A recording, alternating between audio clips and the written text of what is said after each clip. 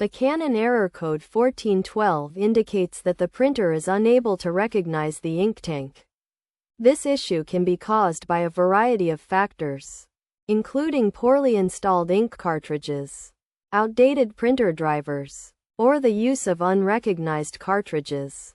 To resolve this error, it is essential to try a few potential solutions.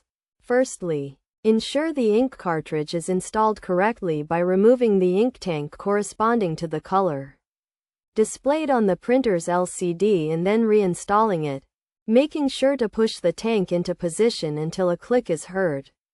If this does not resolve the issue, consider replacing the tank with a new one.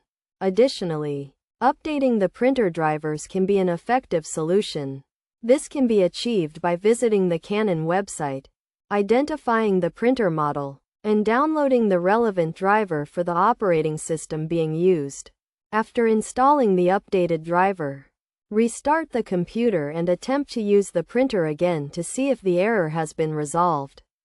Furthermore, cleaning the ink cartridge can also help to fix the problem. This involves gently removing dust from the electrical contacts using a paper towel, or if necessary, switching the printer off, waiting for a minute, and then reinstalling the cartridge.